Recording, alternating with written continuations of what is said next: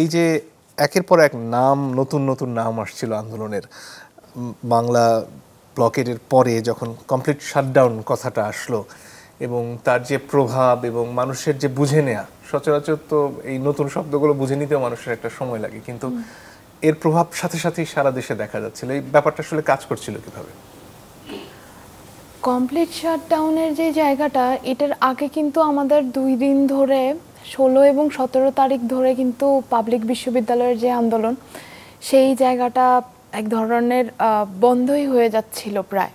কিন্তু আমাদের মনে হয়েছিল, আমরা যারা প্রাইভেট বিশ্ববিদ্যালয়ে পড়ছিলাম, আমাদের মনে হচ্ছিল যে আমরা এটার একটা দফা রফা করে ছাড়বো, আমরা প্রোগ্রাম থেকে পিছু হটবো না। এবং পাবলিক বিশ্ববিদ্যালয়ের আন্দোলন যেরকম আসলে বন্ধ করে দেওয়া হচ্ছে, তাদেরকে হলগুলো ভ্যাকেন্ট করে দিয়ে তাদেরকে বাড়ি পাঠিয়ে দিয়ে স্টুডেন্টদেরকে আন্দোলনটাকে দমিয়ে দেওয়ার এক ধরনের প্রচেষ্টা চলমান। তো সেইখান থেকে আমরা সিদ্ধান্ত নেই যে আমরা আন্দোলন কন্টিনিউ করব এবং কমপ্লিট শাটডাউনের যে প্রোগ্রাম, সেটাতে আমরা একাত্মতা পোষণ করছিলাম এবং সেটা আমরা চালিয়ে যাব।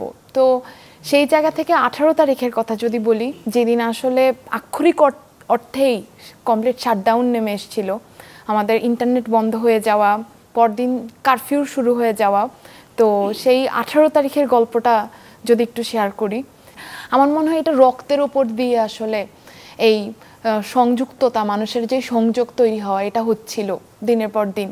কারণ 15 তারিখে আমরা ঢাকা বিশ্ববিদ্যালয়ের শিক্ষার্থীদের ওপর চড়াও হতে দেখেছি, তাদের রক্ত ঝরতে দেখেছি। 16 তারিখে দেখলাম যে আমরা সেখানে আমাদের শিক্ষার্থীরা মারা যাচ্ছে। তো এরপরে আসলে এই যে কমপ্লিট শাটডাউন, সেটা আসলে ওই আক্ষরিক অর্থেই এরকমই ছিল যে আমাদের আন্দোলনের গতিপথ যেরকমভাবে রহিত করে দেওয়ার চেষ্টা হচ্ছে, বুঝে গিয়েছিলাম আমরা যে এটি আসলে কমপ্লিটলি যেই রকমভাবে দমানোর চেষ্টা করছে, আমরা আসলে সেটাকে উল্টে দিয়ে সেটাকে আমাদের যে আন্দোলনের গতি, সেটাকে আমরা বাড়িয়ে চলছে এগোচ্ছিলাম আর কি সামনের দিকে। সৃষ্টি তো একই বিশ্ববিদ্যালয়ের, সে সময়ের কথা কিছু মনে পড়ে যে আসলে কিভাবে সবাই এখানে জড়িত হয়ে পড়লেন, সাধারণ শিক্ষার্থীরা?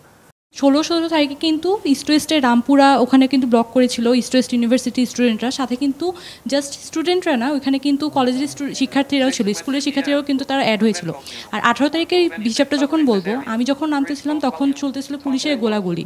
তো গোলাগুলিতে দেখা গেলো যে যখন আহত হওয়ার নিউজ পাচ্ছিলাম আমরা, বা যখন দেখা যাচ্ছে যে এরকমই নিউজ পাইছি যে একজনকে গুলি লেগে সে হয়তো বা মারা গেছে। তো এইরকম সময়ে কিন্তু শুধুমাত্র বিশ্ববিদ্যালয়ের শিক্ষার্থীরা না, ওই সময় স্কুলের শিক্ষার্থীরা পেয়েছি, আমরা কলেজের শিক্ষার্থী পেয়েছি। ইভেন একটা সময় যখন দেখছে যে পুলিশ গোলাগুলি করতেছে, তারপর আমরা দেখলাম যে হেলিকপ্টার আমাদের মাথার উপর দিয়ে চলে আসতেছে এবং শোনা যাচ্ছিল যে হেলিকপ্টার থেকেও তারা গুলি ছুড়বে, এরকম একটা নির্দেশনা পাওয়া যাচ্ছিলো। আমরা শুনতেছিলাম যে নর্থ সাউথ বিশ্ববিদ্যালয়ের দিকে এরকম কাহিনী হচ্ছে। তখন কিন্তু অভিভাবকরা আমাদের সাথে নেমে এসেছিল। তখন আমি যখন দেখেছিলাম যে কেউ ওখান থেকে অ্যাকচুয়াল নড়তেছিল না, কারো মধ্যে মৃত্যু ভয় দেখতেছিলাম না।